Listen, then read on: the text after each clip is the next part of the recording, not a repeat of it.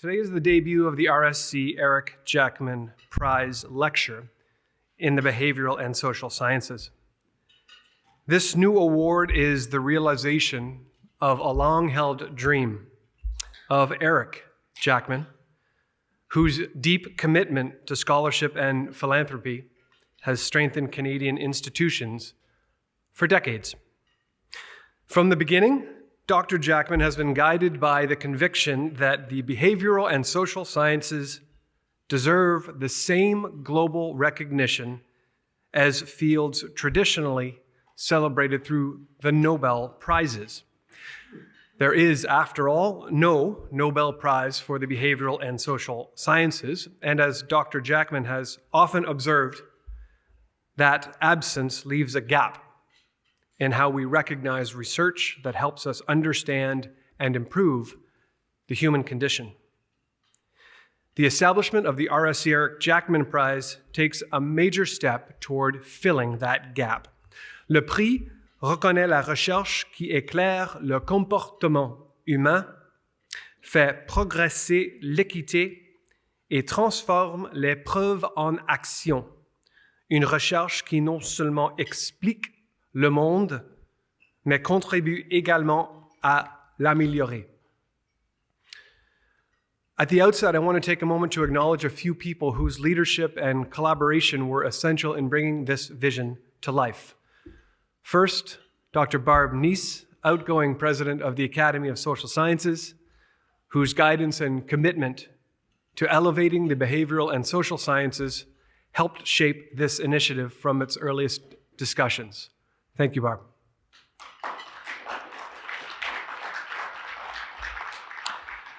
Dr. Martin Anthony, who isn't with us today, Fellow of the Royal Society of Canada and Professor of Psychology at Toronto Metropolitan University, shared insight, collegiality, and steady leadership in helping define the spirit and purpose of this new prize. I'd also like to recognize the members of the inaugural selection committee, Dr. Constance Backhouse, Dr. Marie-Ève Sylvestre, Jennifer Brennan, as well as Dr. Guy Laforêt and Philip Crawley, who are both with us today. Merci, Guy. Thank you, Philip. And of course, none of this would exist without Dr. Jackman himself, a psychologist by training, earning his PhD in human development and psychology from the University of Chicago.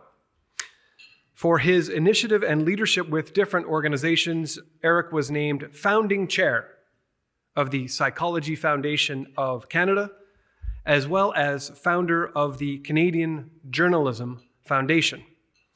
He served as chancellor of the University of Windsor and chair of the Art Gallery of Ontario.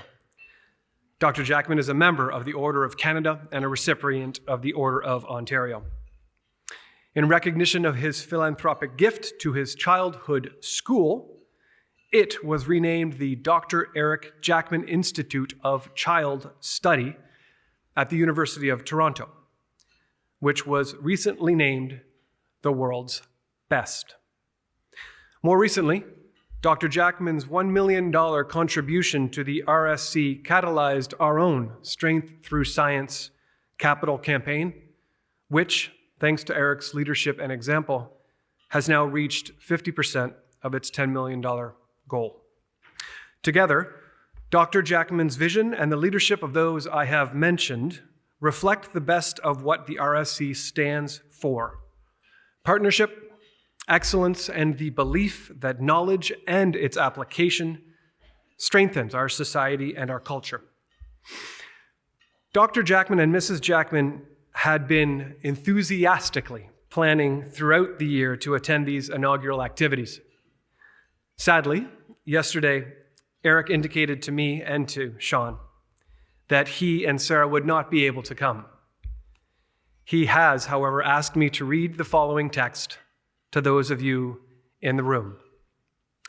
This is from Eric. Ladies and gentlemen, first of all, let me say how sorry I am not to be with you all today. Unfortunately, due to an unexpected, prolonged post-surgery recovery, I have become a stay-at-home, Toronto-bound boy. Eric is a 93-year-old downhill skier. I'm getting better fast, he says, but not fast enough to be with you all. I have therefore asked Darren to act like me and not himself in reading my talk. So Darren, here you go.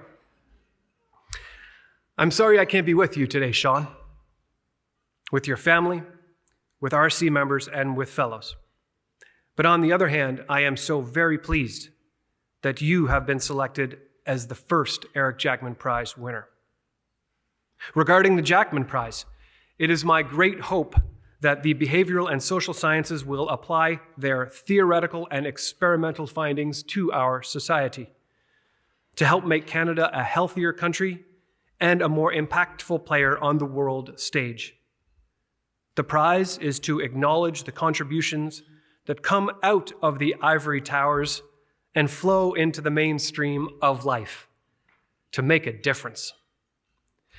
I'm sure that Darren has already mentioned that I would like social scientists to be recognized with similar adulation and financial reward as Nobel Prize winners.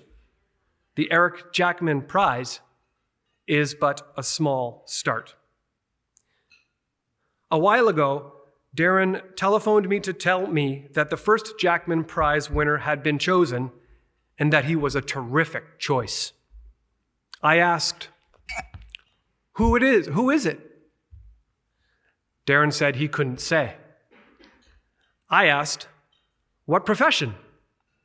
Darren said, a psychologist. I said, great, what type? Darren said, neuropsychologist. I said, where does he work? Darren said, at St. Michael's Hospital in Toronto. I asked, is his name Rourke? There was a moment of stunned silence. How did you know? Said Darren.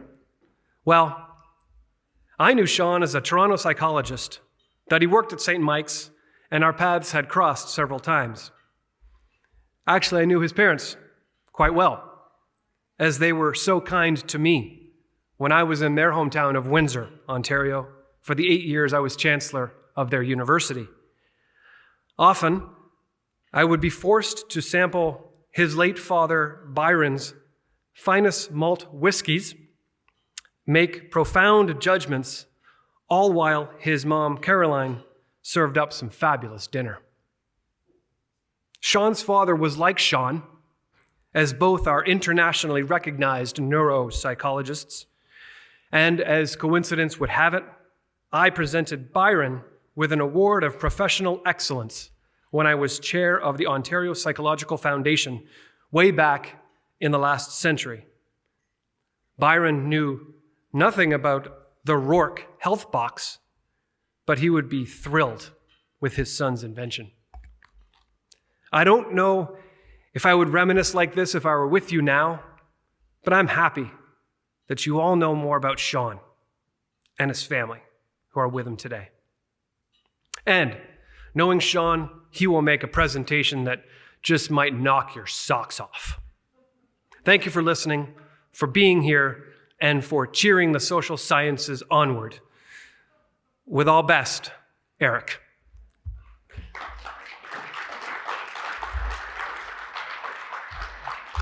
In order to introduce Eric, I'm now delighted to invite Dr. Barbara Fallon to the stage as Associate Vice President of Research and Innovation at the University of Toronto. We're grateful for the U of T's support for this year's celebration of excellence and engagement, and we are particularly delighted to introduce Dr. Fallon because yesterday she was among those newly elected as a Fellow of the Royal Society of Canada. A professor of social work and Associate Vice President, Research at the U of T, Dr. Fallon has, for more than 25 years, led national and provincial child welfare data collection efforts, ensuring that policy and practice decisions are grounded in evidence and developed with community partners in service to children and families. Friends, please join me in welcoming to the podium Dr. Barb Fallon.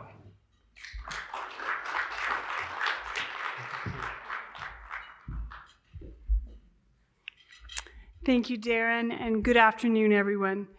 It's such a pleasure to welcome you today, today's luncheon lecture. And before we begin, I'd like to extend a heartfelt congratulations to all new Royal Society of Canada Fellows, college members, and award winners. Your contributions to scholarship and leadership continue to elevate our academic community. Today's speaker, Dr. Sean B. Rourke, is a clinical neuropsychologist and an internationally recognized expert in the neurobehavioral complications of HIV.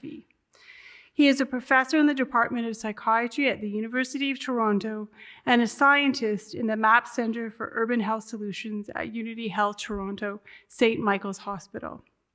Sean is the director of Reach Nexus, a CHR-funded research center developing pragmatic solutions to prevent, test, treat, and provide care for HIV and other sexually transmitted and blood-borne infections. Amid soaring rates of HIV and syphilis in Canada, this year, he and a team of Indigenous leaders and HIV advocates launched the Awan Kwamiswiwin Center, an Ojibwe word for carefulness and preparedness. This initiative will test, treat, and link to culturally safe care for over 10,000 people at risk for HIV and syphilis. Over his 30-year career, he has pioneered innovative approaches to HIV testing center and care, including leading a landmark study that secured approval for Canada's first HIV self-test in 2020. His work through initiatives like Our Health Box, a smart vending machine providing free access to HIV self-testing kits and wellness supplies to communities across Canada, exemplify how research can drive real-world impact, particularly for marginalized communities. This year, Professor Rourke is the inaugural recipient of the RSC Eric Jackman Prize, a prestigious national award recognizing path-breaking contributions in the behavioral and social sciences that prevent harm, strengthen resilience, and improve lives. This honor underscores the profound societal importance of his work and its alignment with public policy and health equity goals. Sean, I want to take a moment to congratulate you on this remarkable achievement.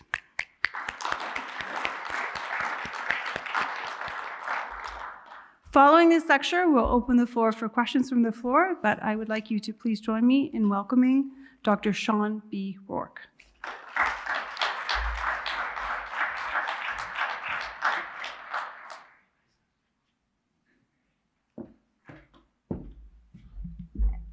Thanks so much, Barbara and Darren and Eric, for your such thoughtful comments and remarks. It's really cool to stand up here and have a chance to share with you things I've been working on.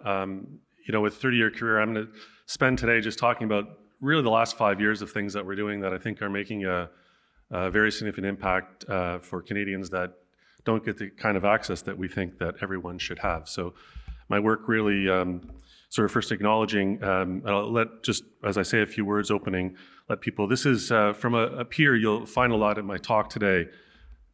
I work with communities across Canada, and this is a person living with HIV who shared this with me. And people do often recognize the places where they work and the Indigenous lands, and this really celebrates our whole land that we call Canada. So I just wanted for us to just take a moment there. Eric's quite a guy. This is a picture of us running into each other a few years ago, and this is when I was starting to become very concerned about syphilis, which was going off the charts. And he said to me, Sean, what are you going to do about it? I said, well, here's what I plan to do. And he said, well, make sure you do that and call me tomorrow and see how I can help. So that's the kind of person he is. And you can see his paper he wrote just last year about giving psychology away. It's an honor and privilege to be associated with Eric and this award today. So I'm just so thrilled to be able to share with you my path in the last couple of years and how that reflects some of the foundational pieces that Eric that rings true to his heart. I work in this incredible center in Toronto called the MAP Center for Urban Health Solutions. I was grew up in Windsor, my brothers and I all went to University of Windsor, and then I traveled to San Diego to school to do my graduate work at UC San Diego. And I took a job in Toronto in '95 with the Wellesley and St. Mike's, and I've been there ever since. It's an incredible place to work, St. Michael's Hospital. There's just extraordinary people doing phenomenal things, and it's been a home for me for the last 30 years, in addition to the University of Toronto. And having my chief and chair at St. Mike's for the first sort of 10, 15 years of my career really got me started. Don Wazelinski and Nancy Reed, I owe a lot to them for helping me get started. We are basically, working to solve some challenges in our country, in Canada, that need a lot of attention. In our sort of language and discussions now, we sort of talk about these health inequities and inequalities and health disparities. That's essentially the space that I work in, figuring out who gets. Some people get everything that they need, some people don't, and that's where some of our work in testing and connections to care really sort of are centered. And I love this cartoon because I learned a lot growing up in academia, and but I wear a number of hats. And the real world is where the fun is. There's a lot of problems, but there's also solutions, and I'm going to share with you some of those that are very encouraging and really helping to address the people who are underserved in Canada that deserve a lot more. Centered in this is making sure that we always think about, and who's at the microphone? I'm here, but I often, and when I'm giving my talks, that I'm around people from the community and really making sure that their voice is the voice out there. If you're trying to reach people and make a difference, it's theirs where you really learn, what it is that you need to do outside of academia to solve these. So just want to emphasize that point. So today I'm going to share with you some of the problems we're trying to solve. There's this thing called implementation or program science. I'll give you the sort of the one slide Coles Notes version of that. And then talk about, you heard about the health box, but we punch well above our weight. We run these 5 programs, and they're very important because one size doesn't fit all when you're trying to solve health disparities in Canada. Ending HIV in Canada is possible, and the numbers keep on going up. And they keep on going up because we're not really executing what we need to do. But there's hope, and I'd like to really get this settled in the next couple of years so I can potentially move on to something else, but it really has my focus. Just some of the numbers, and I've showed you just 3 or 4 slides that reflect, here's one from 2022 saying that there's 1,848 infections, 5 people a day, and that's 2022. And then the next year it goes up to over 2,000. There's a 35% increase. You'll see the dark in Manitoba and Saskatchewan, where a lot of our work now is focused on making sure that we actually think about where the need is the greatest and where we can have the most impact. So just a few things on HIV. So HIV is a solvable problem. We have these medications. Science has really pushed the envelope with medications for HIV, 1 pill a day or a shot that can allow people, to live normal lives. And there's this thing called a cascade. So the idea here is that when people have an infection, you want to get them tested, diagnosed, and treated. And so these numbers that we have in Canada that are around globally of reaching this cascade. And we're not doing so great with that. Once people get into the cascade, and some populations do well, but there's a lot that we're still leaving behind. And if we want to get ahead of the epidemic in Canada, we actually have to identify those people who are undiagnosed because they actually have the virus and are transmitting it. There's also a group of, and that's probably about 40%. There's another 40% of people that know their status, know they have HIV, but the medication's they're not on because a lot of things get in the way of that, and we need to help them get back on medication. So if we can really help identify those 2 groups and get them on treatment, they'll be fine, and infections will go down. This slide on the right hand, the panel on the right, and this is a real problem in Canada, that we don't have data in real time. And you'll see in the numbers on the left, and this is a couple of years old now, but I use this because it really reflects the fact that we don't have really good data for Indigenous people or Black, and those numbers are always lower than other populations. We don't do enough to address those health inequalities. And just to highlight for a moment the syphilis problem, basically these are infographics, and you can just see those bars go up. We've had a syphilis health crisis for the last 4 or 5 years, and it's really bad. And that's what we're trying to solve, and I'll show you what we're doing to help with that. So moving into just this quote by Yogi Berra, if you don't know where you're going, you may not get there. We have a lot of documents that get written about how we should get there, but they evolve, and you write a new one. But the problem is that they never really get implemented the right way. There's never real targets or money associated with those targets, and there's no accountability to it. They're there, but governments really need to be accountable to these and to the communities that are part of Canada where people aren't getting what they need. So it's the leadership and the ability to implement. And that's what this work that I do in implementation science is really about, learning what we know about what works and getting it and scaling it and executing it, and realizing that one size doesn't fit all. You have to keep on adapting and adapting and adapting, like in any kind of business, but it's so important that we do that. So ideas are great, but execution is everything. And coming back to the numbers, so this problem that we're trying to solve first around, there's 7,000 people who do not come forward because of they don't know their status.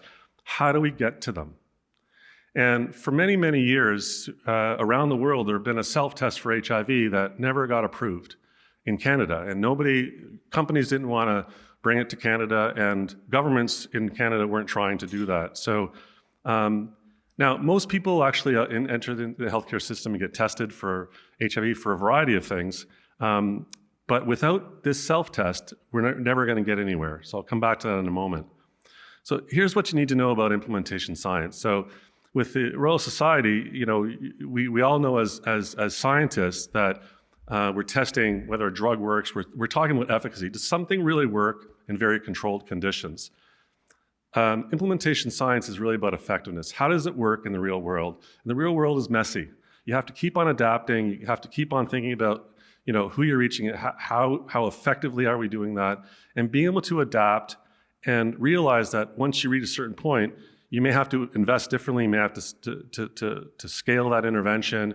And you need data in real time in order to understand what choices you're making about making sure you're giving the right intervention, the right people in the right way, and when it doesn't work, to take it away. So this is essentially what implementation science is. So the test first, the first part of sort of what we've been doing. So as Barbara mentioned, we were involved in doing the studies and working with a Canadian company, Biolytical in BC, to get the first HIV self-test approved in Canada. There's a second one on the way that'll be approved and that'll be available in the new year. That's the OraQuick. That's a US-based company. And then there's these other 3 tests in the middle are ones that test for syphilis alone and syphilis and HIV together. And the other test is made by a company in Nova Scotia called Medmira. And so our team has basically been able to get these 5 tests approved in 5 years using money from CIHR and other foundations. These are essential in order to reach those hard-to-reach populations and the people that need to get tested. And we've done that, I've done that in a way to negotiate how these, and we did all this work. Normally, when you're working with these companies, they would invest in Canada. They didn't. We found the money to do this completely separate in order to then negotiate good pricing for them. And so all these, I can say, are well priced for the Canadian marketplace. We published, obviously, we want to make sure that we're showing that these are important studies and have science behind them. So we do the work to publish them in high quality journals. So coming back to testing, so why is this so important? Well, for a long time, for those people who don't, get tested, this is a way of really having something they can do. Obviously, we all appreciate that now with COVID, doing it something at home and it's private, it's confidential, and so on. So now that they're available, the next step is then thinking about how do you get them to people. So we've developed a number of interventions that have to do with using technology I'll share with you, and community-based healthcare teams that really think about how you reach people to get them what they need. And so the first one is I'm Ready. And this started after we got the first test approved in November, COVID hit. And so we had to pivot. We were going to go out and roll it out in communities and have community-based organizations involved in that rollout and engagement of testing. But the problem was COVID restricted that. So we pivoted and built an app, essentially an app that you can download on your phone and be able to order test kits and be able to have them delivered to your home or pick them up at a location somewhere across Canada. There's a website, taking all the guesswork out of it so people could have what they need when they needed it, and having videos to figure out how you do the test and how you get connected. And so it was really very easy. And thinking about the populations that we want to engage, and Black and Indigenous in particular, who are very much had barriers to getting access to testing. And so really simple. These are tests that, first of all, they're screening tests that takes a minute, highly accurate, and knowing your status, and then be able to then have care pathways that connect people to where they need to get confirmed for their HIV status, and then connected to care, obviously. Community engagement is so fundamental to all of this. And as I said, in our work, so we had agencies or networks of these and worked. This is a lot of work that you do outside of academia. And it's nice to see that University of Toronto, actually, with creative professional activities, when I was promoted to full professor, I did it on excellence and CPA. And I was one of the first back a while ago with being able to do that. And so basically what that is being able to be recognized for the work you do outside of publishing in journals and getting grants, but engaging communities and be able to work with them to solve these complex problems. What's really cool about the work that we do, we started right off the bat saying that we want to make sure the data was in real time. So I got in touch with Esri, and everybody's familiar with Esri because when COVID hit, everybody looked at the Johns Hopkins version, looked at what was happening around the world. So these maps, so basically when people order test kits, they do this anonymously, but we also collect some data. This is an example showing that we reached almost 15,000 people, and people, when they test, they can then go back into the app, let us know the result, negative or positive, because we want to steer people to getting prevention or getting treatment or care. And so about 1 out of 4 people will do that, and we picked up 62 infections, or 60 people are reactive at a rate of 1.7%. Anything above 1% is high, is cost effective, essentially. But if you extrapolate the numbers, there's probably several, perhaps as many as 200, 250 people who were infected. And remember, HIV, if you don't get treated, you'll eventually die. And so these are people who didn't know that they had HIV and got tested and then took. These maps are interactive. You can go, the green dots are I think the green ones there are the people who, the first-time testers. Again, on the right-hand side, so about a third of people are first-time testing. We also have, you can see below that, urban and rural areas, and then the populations. And that was important, so we could actually look at each province and work with ministries to, let them know about their data in their own provinces or in their own health authorities to, see how many people are reaching and hopefully to do more sort of advocacy and awareness. That never happened, by the way. And governments need to learn how to pick these things up because the numbers are there. So this was really great. You can go in and out, and we used that model to sort of build off of our other interventions as you'll see. Right now, there's a lot in the conversations around EDI, and we had the opportunity to collect information about gender and sexual identities, and this is really important because you really want to understand how to promote and reach people in ways that they feel that this is going to work for them.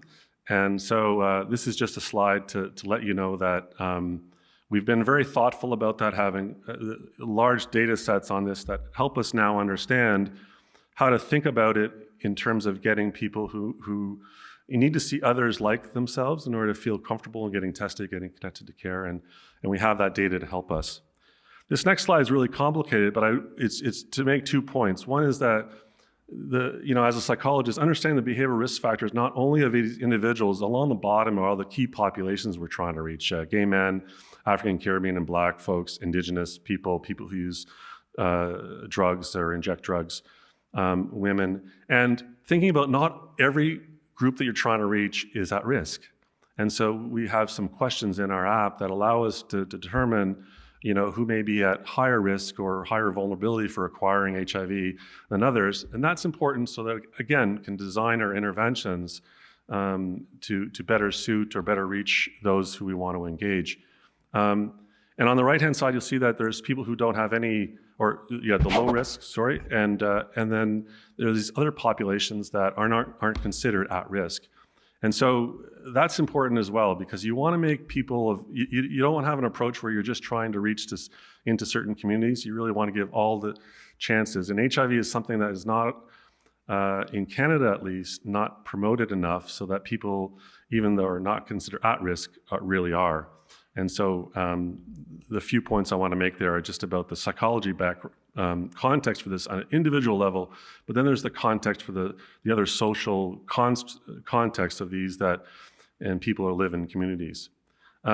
So we do analyses to figure out who's a first-time tester and who they are so we can actually better. So this is just some data that sort of emphasizes those points of learning about younger people who have education, people who live in rural areas, and how well we're doing to reach those who may not have gotten tested otherwise. So who counts and who is counting is very important. And if you don't have the data, you can't shine a light on the disparity. You can't think about how you work with program and policy people to say, here's what we got to do in these different ways, depending on where Canada's a vast country. And if you want to foster trust, you have to be. We all have to be accountable. So I think a lot of the people that we're trying to reach don't feel like anybody cares. And so the more that those people count, the more that it's visible, the more that we can reach them and support them to get access. So I'm Ready has done very well, and we're launching a new version in the next early in the next year. That's going to have a better user experience and also will allow for more direct connections to healthcare providers. That's coming. So now with that and our success, 3 years ago, at the time, Minister Duclos, I was the MC for this, here in Montreal, actually across the street, announced that $8 million for funding for self-testing. And so this was exciting because it was the first time the government kind of put some funds behind it and said, well, we have a test now. They've been able to roll it out. This group in Toronto has been able to roll it out. How can we then get it going for community-based organizations to get involved across the country? So that's essentially what happened. We were asked to lead that.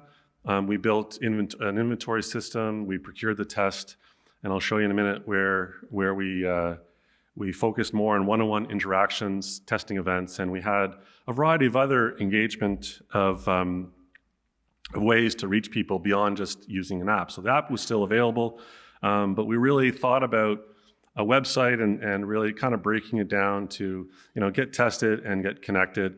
And how do we ensure that we do that well, that people feel comfortable and trusting those mechanisms online, in person. And here's Marina Wino, who's actually a woman who's doing her doctoral work at in York University in Toronto, who's living with HIV, who we had all these very cool social activation strategies for Black, for Indigenous, for other people, so that people could see themselves in the people we're trying to reach. We got out there and there were the government said basically that we got to start with engaging frontline community-based agencies to do the work. So we did that, and after we did that, like other things, we could sort of engage others. And you can see the list on the side. So we were really very active. This is just showing you across Canada. So we had, mobile vans, health centers, shelters involved in the being distribution sites and having people have various access points to get access to self-tests. We also evaluated it and could tell who was doing well, who wasn't. across the province. That was part of the strategy when you think about you're working with government and investing 8 million. So we'll make sure we could show you, and we could show you every day how well this is working. And so at the end of it, hopefully they'll continue with funding or refund it. And so I can tell you that we successfully reached over 100,000 people to get tested in 2.5 years. And on the left, you can see all the different kinds. You'll see I'm writing there, a health box, but all the different programs that we help to support to get to that number. So a very substantial number of people got tested. And you can see here across Canada in all the provinces and territories from coast to coast to coast, and used our Esri maps. So we could have information here in the bottom are the key populations. We didn't have data on everyone, and this wasn't research, by the way. This was done sort of in a way that allowed us to collect some data in sort of more QI type of approach. But you'll see here 43% of people had never tested before, and 12% on average hadn't tested for a year. So again, we were reaching in, and these community-based agencies were reaching the people who really need to get tested. And so with that, just a comparison to show you how our I'm Ready program in orange and in green, the community link program that we ran, these were punching well above their weight in terms of reaching. So these are all odds ratios. If you look at population level data, how well we're reaching 2S, Two-Spirit, LGBTQ, youth, women, African, Caribbean, and Black folks and Indigenous. The reason the women number is lower is because women also, these are not mutually exclusive categories in some respects, and so they're there. So these programs work, using technology, using frontline community-based testing. We then did some analyses as well, again, using CI-high data, population levels, and looking at quartiles of, who's a visible minority, who's living alone, who's not being housed. So thinking about the other factors that get in the way for people to get tested, get access. And again, those odds ratios on the right, well above statistically significant. The programs, sometimes one worked better than the others, but clearly these are working. And so with that, we did all that work, we showed in real time, showed we could reach the right people, reached our targets, got funded for an extra year, and then the government said, well, it's over. So that's a problem that we'll come back to. So those are my first two programs. Now I'm going to share with you about this health box that Darren mentioned. That is a really cool initiative that we started 3 years ago using these fancy vending machines. And so I want to introduce a word in here that harm reduction into the discussion for a moment. And because this is a bad word in the US right now, still in Canada, it's reasonable, although governments, again, are pulling back from funding safe consumption sites, and government in Saskatchewan is pulled back on various harm reduction interventions. But essentially, for you folks, what harm reduction is it refers to policies, programs, and practices that aim to minimize the negative health, social, and legal impacts associated with drug use, drug policies, and drug laws. That's pretty broad. But it really, fundamentally, is about reducing harm of using drugs through a variety of public health interventions. And basically, there's a lot of people in our country that don't get what they deserve, and that's not right. And so we're trying to change that, like others across Canada. Just to highlight the numbers, though, so if you look at whether it's the opioid poisoning or on the right, stimulants, 18 people die every day from opioids and 10 a day from stimulants. This is Canada, right? And we can do much better. So how did the health box get started? Well, Debbie Warren, who retired just this year, called me 3 years ago and said, Sean, I got this COVID money from the government, and I'm going to buy these vending machines. And they were just simple vending machines to provide harm reduction. I'm going to have to close my doors, and I want to provide harm reduction supplies to the folks in New Brunswick. Do you think we can put those self-tests in there? And I said, yeah, that sounds like a great idea. And I said, well, what else do you think we can put in there? And she said, well, we could do this, we could do this, we could do this. And so that's really how it started. This kind of a little, fun thing you guys can do right now is if you're interested, pick up your phone and type in www.ourhealthbox.ca. And if you do that, you'll get a diagram on the right that shows how we're doing. It's updated every day at 4:07 a.m. Eastern Time.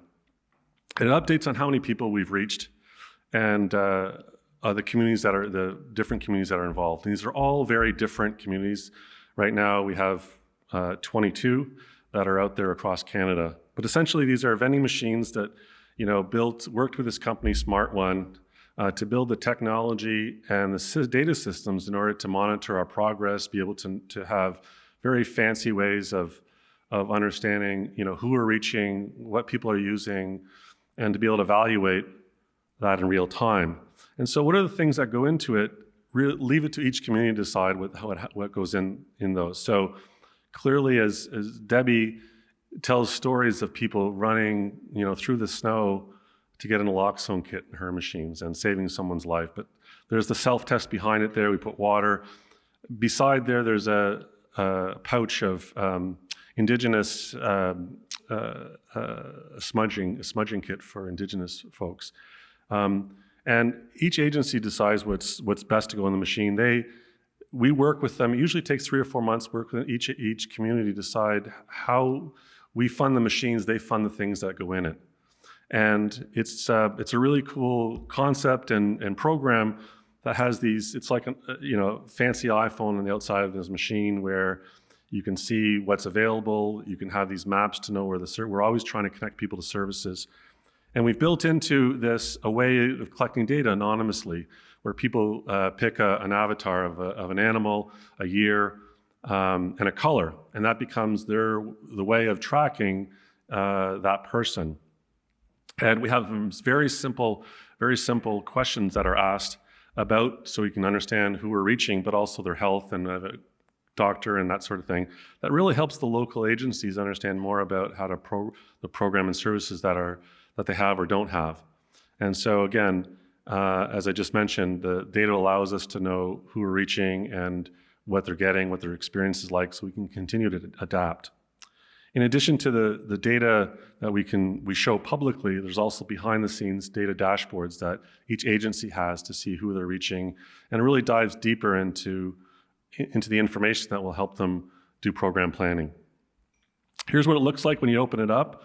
A lot of the things that are in there, when you think about new needles or crack kits, or they're in envelopes that aren't say that out front, so that people can actually have some privacy with the things that they're getting in these health boxes.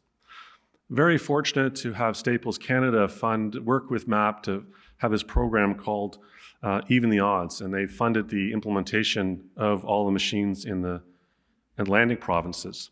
And this is our launch a few years ago with the first 4 machines. And here's what they look like in real life. So we actually flew into Moncton and in a snowstorm, and that you could see it out on its porch, so people could get these things that they needed to take care of their health every day, any time of day. The top right is a United Church, and it's right inside that vestibule there. People can open the door and get access to the machine. Rishibuktu, just up the coast, is inside of a pharmacy where people are accessing methadone. They can get other things that they need. And the bottom right is in Woodstock, in a First Nations community where people can drive up and park the car, get what they need, and drive away. Here's some, and what's really kind of cool about it too is that each community decides, how they brand it. And so you see here one example in Peterborough, one city, everyone belongs together, we flourish. And so that's been really important. There's a welcome screen that welcomes people and allows for information that's targeted specifically to engage each community. Just a couple other examples because it's really cool. We have one in Winnipeg, this health center again. These events become community events where they often bring in elders and board members to be part of this. It's a really, really cool experience being part of that and bringing technology into these smaller communities across Canada, and how much they appreciate and welcome that. And here's another example in Siksika First Nation, Southern Alberta, and having that in their First Nation.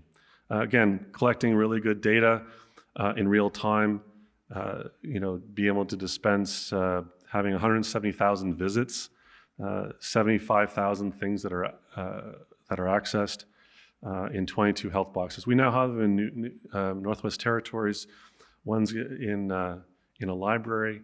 There's one going to be in an airport.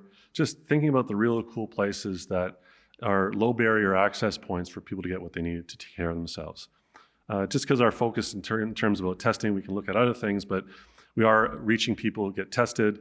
18 people, as they come back to the machine because of that code, we asked them, did you get confirmatory HIV testing? So 18 people who are undiagnosed that actually let us know. We don't always, obviously, in these kind of scenarios, about 2/3 of people will give us data. Some of our other platforms, the numbers are higher, but they're essential to sort of evaluate programs, but you're never going to get full data collection in a sort of a more controlled study. You have to be open to that flexibility. Clearly, in terms of acceptability and usability, people really feel these things work. Imagine stepping up to a vending machine and getting things that you need without having to asking for them, right? Like every time somebody wants needles or naloxone, you have to go in and say, I need these. And imagine going up to it and not having to ask permission for something or saying, I need these things to take care of myself. How that reduces stigma, how it makes people feel like, I don't have to feel bad about it. Every step of that way is a step to people getting what they need to help them support themselves and their families. This is what's happening across the country. We're in various stages of implementing. As I said, I think we're at 22 machines now, and we hope to have them coast to coast. So the last program I'm going to tell you a little bit about was our Yon Kwamizwin initiative, the Ojibwe word that means carefulness and preparedness. And I just wanted to highlight the problem with syphilis. I sort of mentioned it early on, but it's really bad. And each province has declared an outbreak, or in Canada, or many provinces have declared outbreaks, and these go back several years now. But here's what it looks like in terms of infectious syphilis, that low numbers in those early years and in this sort of high rate. You can see as it goes down, that's actually not to steal the thunder from my story, but that's because of us, that our interventions that we did, it's now on a downward course. What's been most concerning to me and where I pushed the government really hard was congenital syphilis. So you might remember about a month ago, we heard about the first measles case of congenital measles. Infant Pasta was stillborn. Terrible situation. There are hundreds in Canada. There's been media stories about this, but that orange there represents about 20 to 25% of congenital syphilis cases. Those are children that never be born in Canada, and this is Canada, right? That you can see it's getting better, but we still have some ways to go. What we did leading up to this Yon Kwamizwin was to try to start not only evaluating these new devices of point of care, but building a model where you can test, treat, and connect people at the same time. And just to say that really worked. And we went out, and I'm just giving you an example of Alberta because we have good data there. Saskatchewan, it's harder to see this, but we know that the numbers are going down there as well. We started in Edmonton, and then we're working now in the North Zone.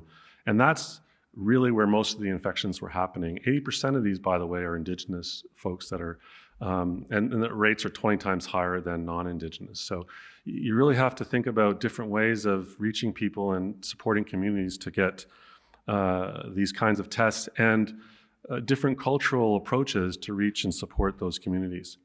And so just a highlight overall, in Alberta, we reached 6,702 people, identified 82 cases of HIV and over 500 cases of syphilis. Those 82 cases of HIV, some were new, some were ones that just hadn't been on treatment. So I'm not going to go into the Saskatchewan data, but it's really good as well.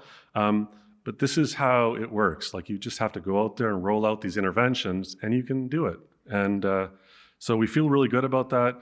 Yesterday, this paper got accepted in Clinical Infectious Disease essentially what it is showing here is that our interventions in doing this community-based interventions worked, and that orange line shows the case count went down. So we're feeling good about this. Thing is, you have to keep the pedal on. And the last thing to share is just a little bit more about this Yankwa-Mizwin, and then I'll sort of wrap things up. This was really seeing that syphilis epidemic and congenital syphilis. We start to organize monthly meetings with all ministers of health and MOHs and community and academics and healthcare to think about what we could do. And we met over a number of months, held this really important sort of pivotal meeting, and built this Yankwa-Mizwin initiative. So it's basically community-based testing, building off of what we had success with, but involving different kinds of approaches that are important to work with Indigenous communities. Two-eyed seeing is a word that's often used of thinking about how do we build and bridge between how Indigenous people have their ways of knowing and doing, and how we think about our own Western approaches. So, you can imagine what we needed to do. You build partnerships and provide that cultural safety. We had embedded clinical trials in this, and then had the data and the framework to really show that it works.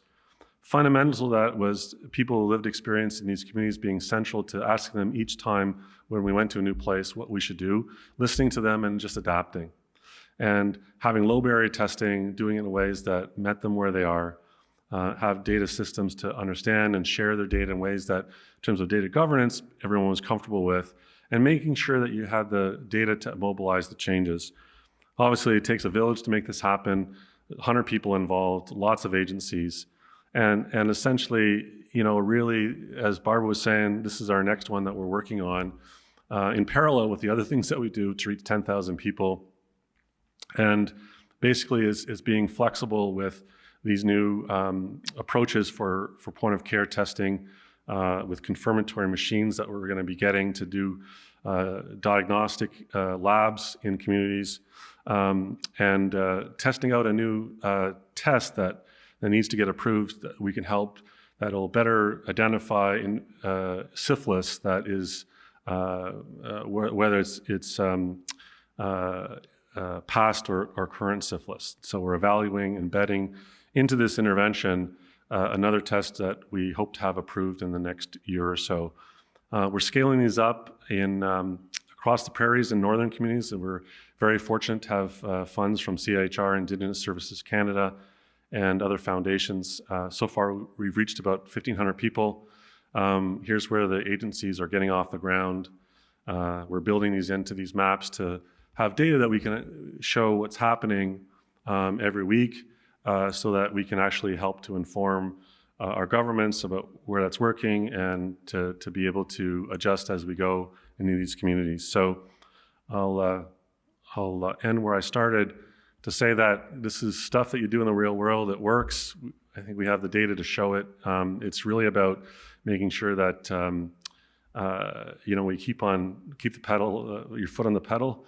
And I have to say, personally, it's incredibly rewarding work to work with communities and healthcare and other people across the country to do the things and that need to be done for those who we often leave behind. But we have things that work, and it's just about the investment and the execution to make it happen. And so it's keeps us busy every day. And to remember as well that this will never work without the people that are the most affected to being right there in the room, making decisions about how you start from the ground. Like, we work with communities from the start all through it. And it's you meet extraordinary people who are so committed to solving these health crises in their communities. And by doing this, we're not just reaching, by the way, I should say, testing people for HIV and syphilis. At the same time, we're fixing the other things that they're missing. So their diabetes care, their access to mental health and other things. So it's a model, in the end, how we need to transform how our public health system works, that connects with the community-based and healthcare systems in ways that are really dynamic. And we're excited about that. And just want to acknowledge my funders and foundations without which wouldn't be able to do this amazing work. And then a last quote from Yogi Berra, if we come to Fulton Road, take it. I think it's a great way of just, get out there and make it happen. And thank you for the opportunity to share with you.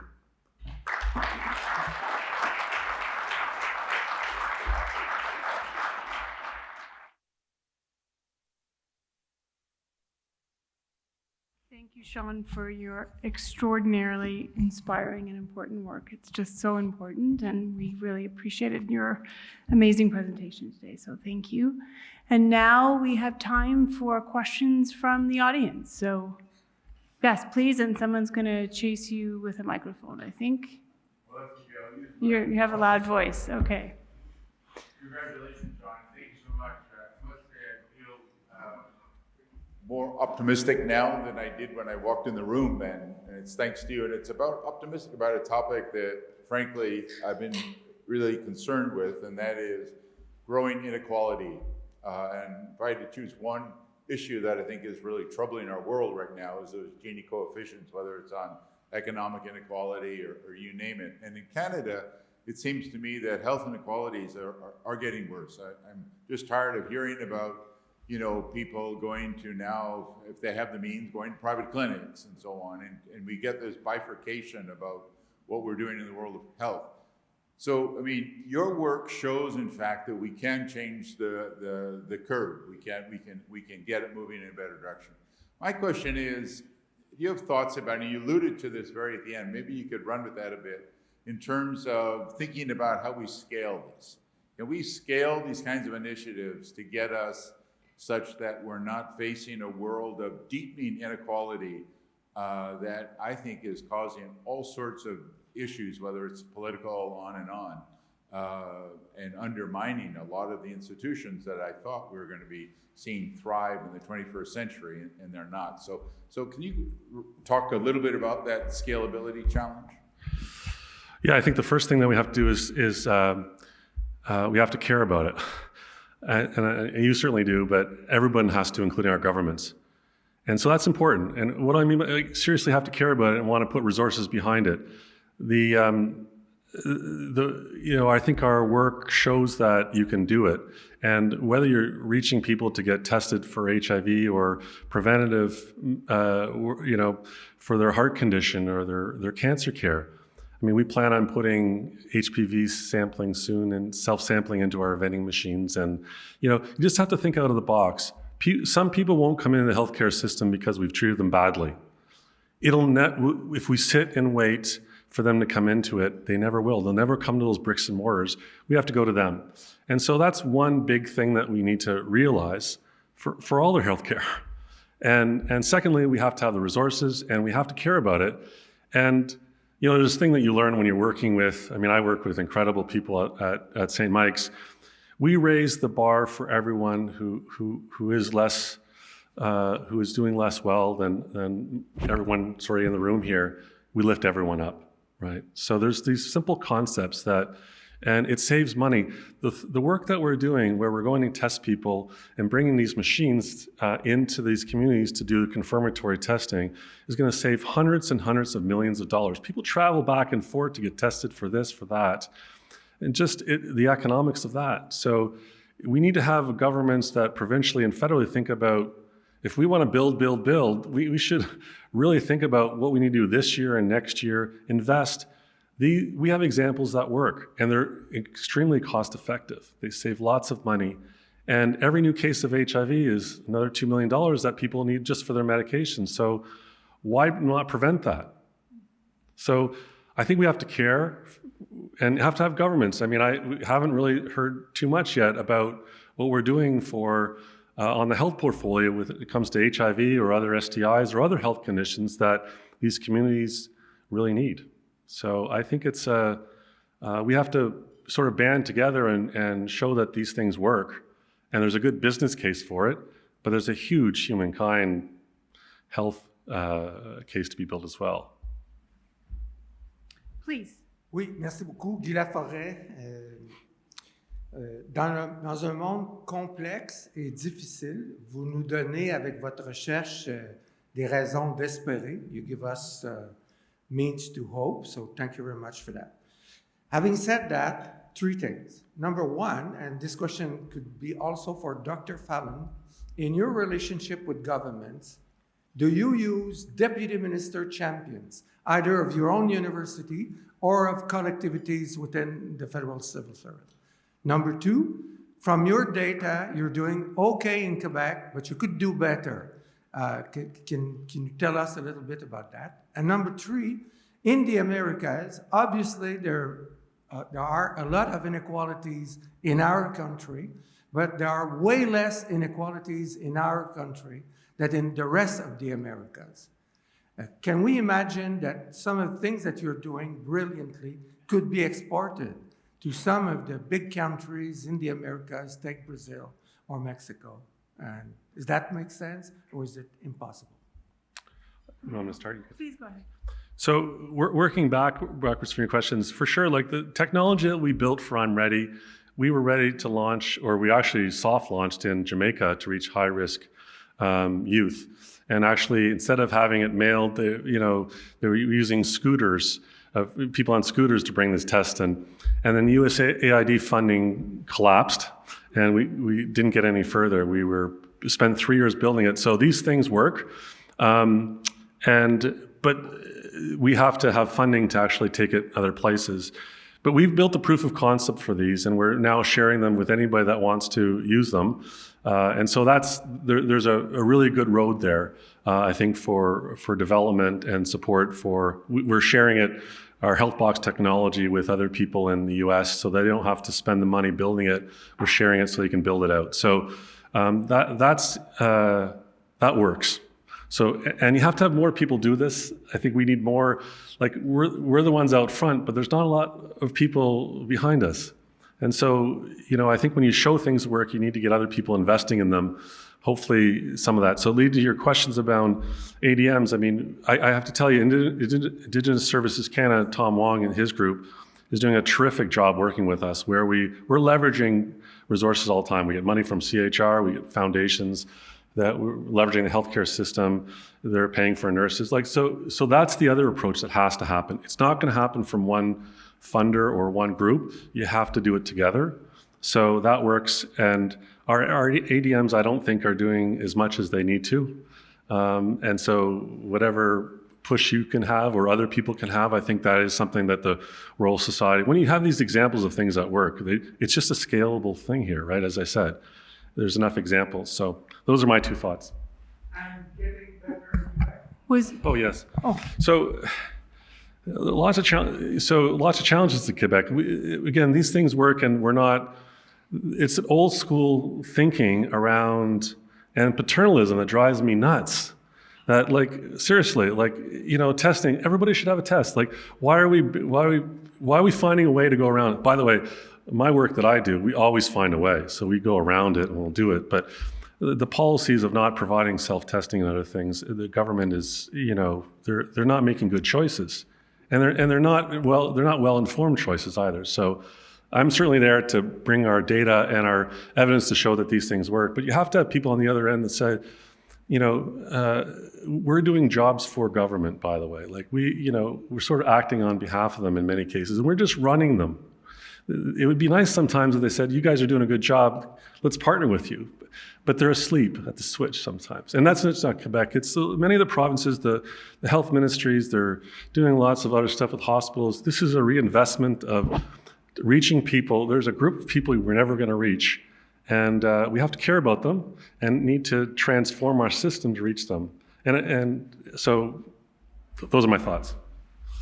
Was your question about engagement with DMs or ADMs? Because I think the challenge, of course, is that political voice and reaching that political voice. And what I took from Sean's excellent talk was the importance of that, the translational quality of his research, because he's showing that there's a serious cost-benefit analyses from working with community-based organizations very close to the population so that those solutions are effective.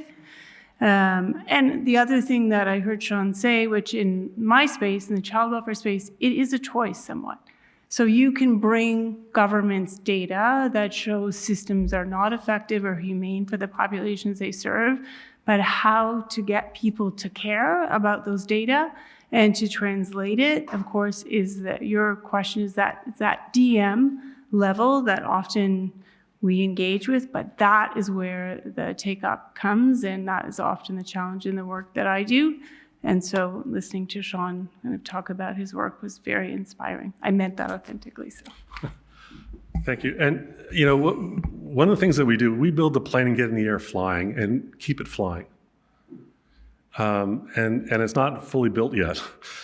And that's part of what you have to do. You can't wait. In Canada, we're a land of pilot projects that never, even the example of 2 years funding, there is not more any, you talk to a policy person and ask them, what do you want to have to make a decision? Well, I want good data, I want real time, I want the stories from all the people. There it is. Well, why aren't you investing in it? It doesn't get any better than that. And we reached our targets, and we were accountable to them. And those communities, by the way, they really appreciate it. And you reach people, and it's one person, every person we identify that doesn't know they have HIV and they get access to treatment, the program is paid for it. So, the work, it's such rewarding work. We've reached hundreds of people, and hundreds of now people, thousands for syphilis. And we're changing. So it's but that's for the other, and getting them connected to the other things at the same time. It works. It's not rocket science, but you just have to keep at it. And I'm going to sneak in a question just to follow up yours, which is, can you tell us a little bit about the differences in healthcare systems that you're working with, territorial, provincially, and how you navigate those? I mean, partly, I guess, through engagement with community-based organizations, but the context is so markedly different. Yeah, so, we do our homework. So we make sure that for I'm Ready, we understand what healthcare system we're working in, what are the pathways to get people connected to care. And so we have all of that stuff. So we make sure we engage them and say, here's how you get connected to this, this, and this. Here's the numbers you need. Here's the pathways. And we built that out for every province, every territory, right? And so you help facilitate that. And so, again, doing the work for the governments. We don't mind doing that, and they seem to leave us alone. But at a certain point, you want to get them engaged. And COVID, everybody was tired from COVID. Some of the money that we got, obviously, for the testing was riding the coattails of COVID. Now the taps are being turned off.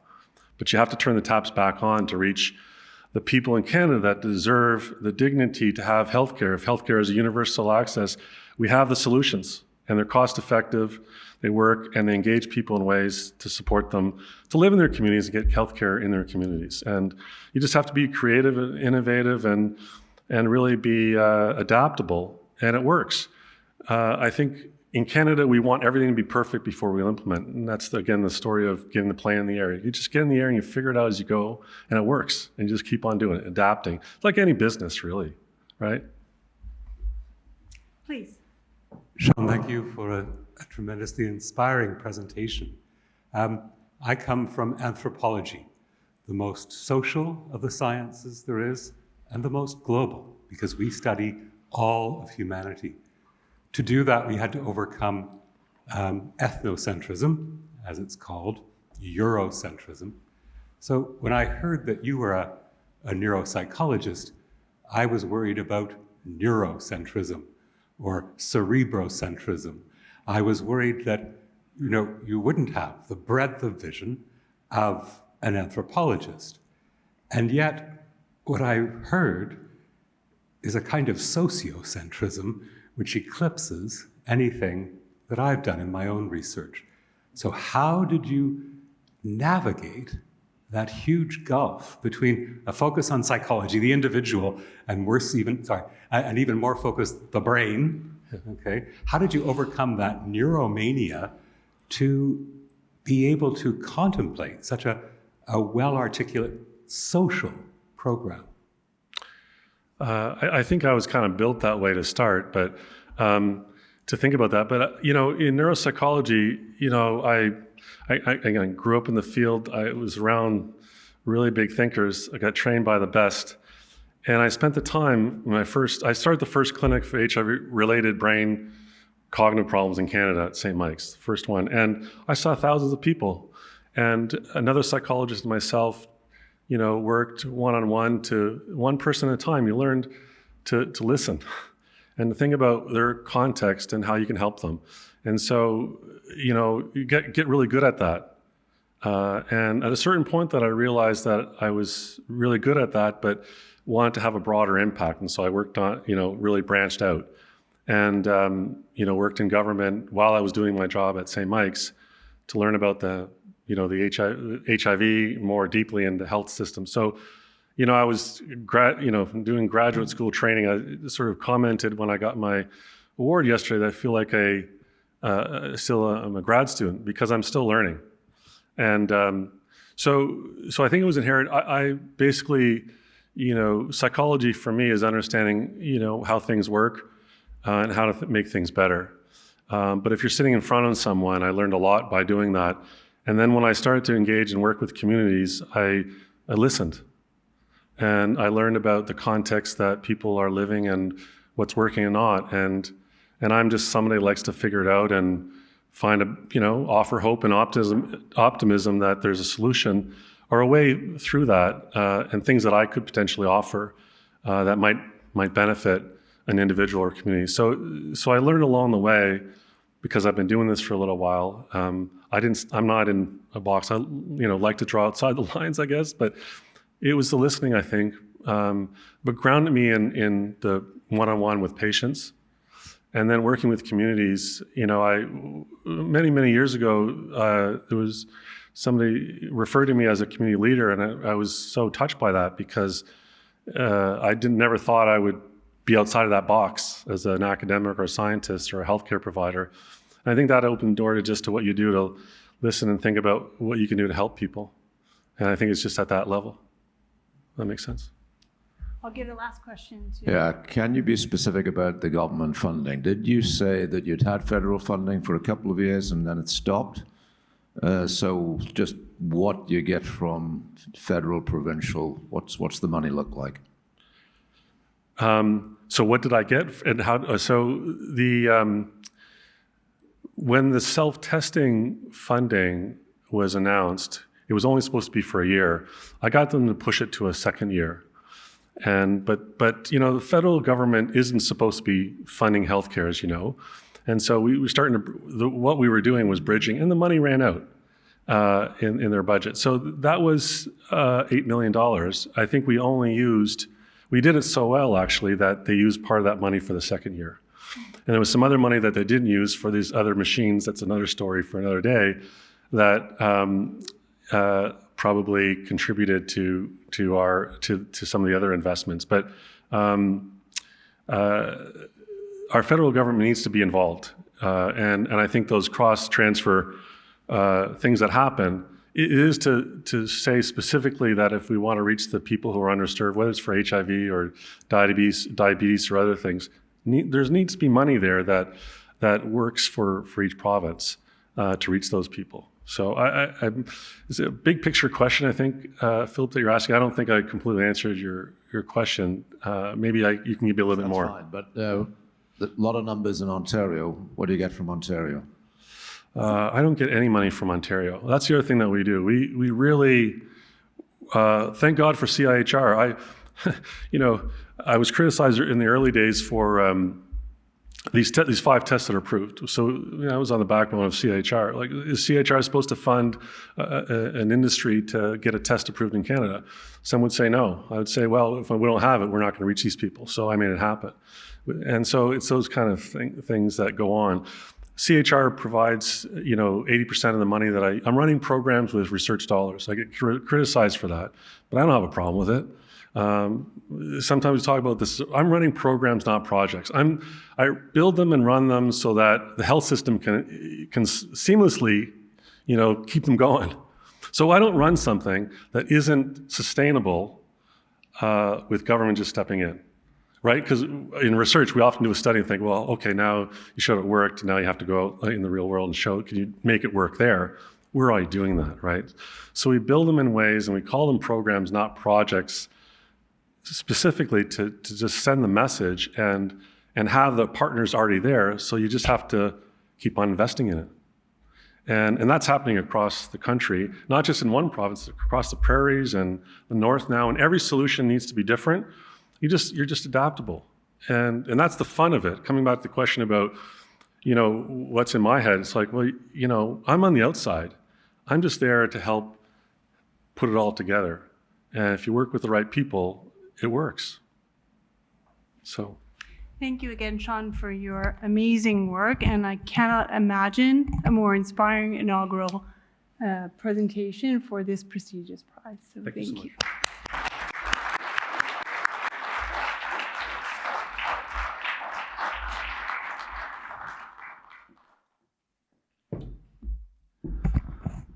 De la part de la Société Royale du Canada, on behalf of the RSC, I'd like to offer 4 thank yous, and I think you'll join me in those thank yous. First, I'd like to thank the University of Toronto and Barb for introducing Sean and facilitating the Q&A, and for enabling the ecosystem in which UHN and St. Mike's, people like Sean, continue to thrive. Thank you very much. The second round of thanks is to Eric Jackman for getting behind this and for somehow having the ESP-related capacity to predict and know who the winner was before he was told. Such was his vision for a prize, as I shared earlier, he's just thrilled that it turned out the way he drew it up on a chalkboard. Thank you very much, Eric.